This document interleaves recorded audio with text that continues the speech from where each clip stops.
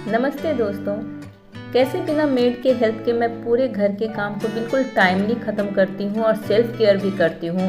तो सुबह से मैं अपना रूटीन स्टार्ट करती हूँ। थोड़ा जल्दी उठना पड़ता है, बहुत जल्दी भी नहीं है। अपने टाइम से आप आधा घंटा पहले उठें। तो आज जैसे हल्की धूप थी तो हाथ से धोने वाले कपड़े को मैंने खुद ही धो लिया और जो मशीन में मुझे डालने थे उसे मैं डाल के कपड़े सुखाने छत पे आ गई हूँ।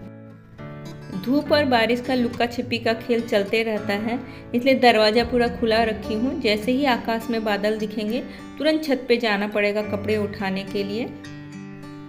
फर्श की सफाई के पहले डस्टिंग करना तो ज़रूरी हो जाता है, क्योंकि एवरी डे सुबह आप डस्ट करते हैं, शाम तक उसके ऊपर फिर से उतनी ही धूल गंदगी जमा हो जाती है। तो एक बार हर जगह की डस्टिंग करना बहुत ज़रूरी होता है। अब मुझे तो इस काम में बहुत ही मज़ा आता है। मैं घर में बहुत ही कम शो पीस और डेकोरेटिव आइटम का यूज़ करती हूँ। मैं उतनी ही चीज़ों को यूज़ करती हूँ जिसको मैं अच्छे से उसकी रेगुलर साफ़ सफाई कर सकूँ, उसकी मेंटेन कर सकूँ, क्योंकि घर सजाना तो सबको अच्छा लगता है और उसको मेंटेन करना भी बहुत ज़रूरी है।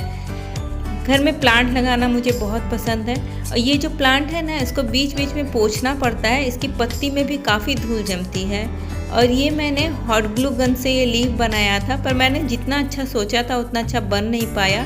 फिर इसे फेंकने का भी मन नहीं हो रहा था, इसलिए मैंने इसे प्लांट के साथ लगा के रख दिया है।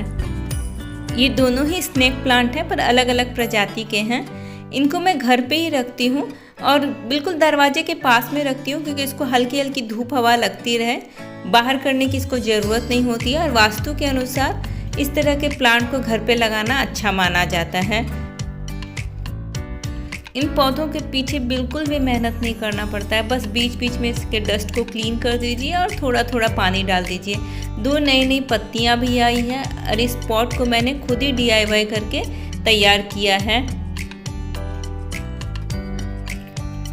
इसमें ये 2 छोटे छोटे पत्ते भी आए हुए हैं।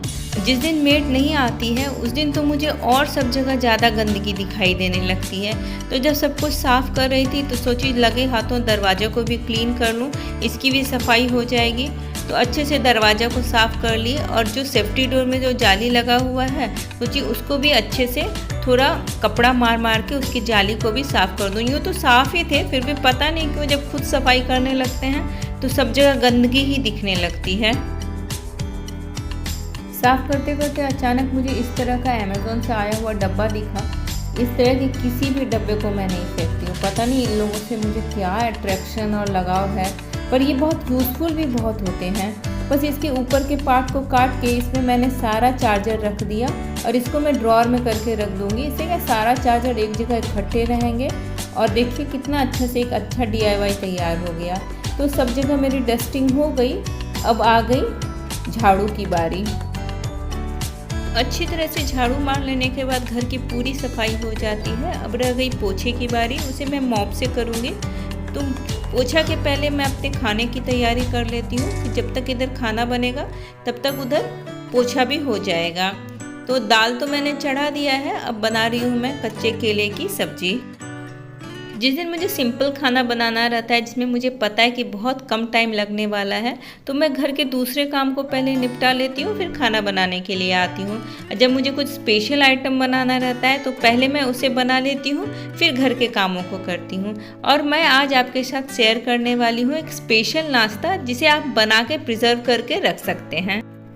ओट्स को मैं नॉनस्टिक तवे पे बिल्कुल लो फ्लेम में तब तक भूनी जब तक इसका कलर पूरी तरह से चेंज नहीं हो गया, और इसे ठंडा करके इसमें मैं मिला ली जितने भी नट्स मैं खाती हूँ उन सबको। अब चाहे तो धीमी आंच पे इसे मिला सकते हैं, पर इसे ज़्यादा देर तक भूनना नहीं है।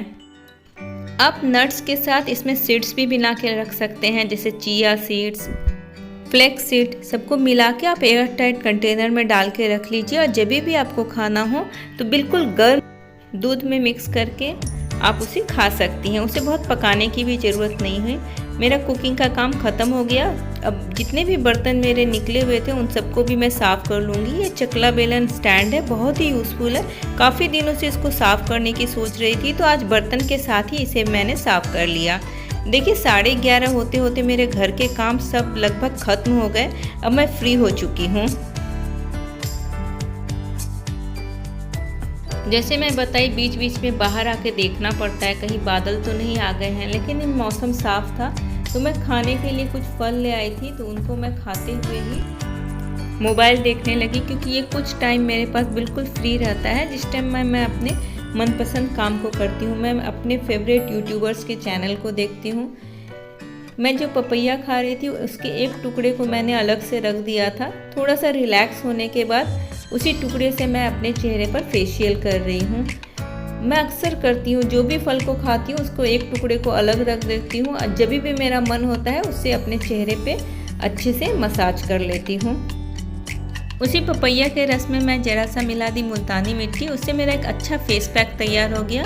इस पैक को मैं पूरे चेहरे पे अप्लाई कर दी। इसे सूखने में 10 से 15 मिनट का टाइम लगता, तब तक मुझे लगा एक पन दो काज कर लिया जाए। कुछ कपड़े मेरे आयरन के लिए पेंडिंग रखे हुए थे तो मैं उन सबको आयरन करने लगी।